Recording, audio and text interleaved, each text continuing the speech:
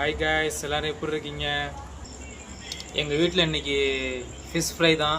பாருங்கள், ஒரு 2 டேஸில் நான் ஒரு பைக் ட்ரிப் போக போகிறேன். பட் அதுக்கு முன்னாடி உங்ககிட்ட அதை ஷேர் பண்ணணும்னு தோணுச்சு.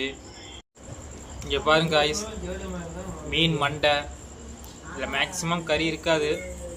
இருந்தாலும் ஒரு சில இடத்துல இருக்கிறத அப்படியே கடிச்சு இழுத்து பார்ப்போம்.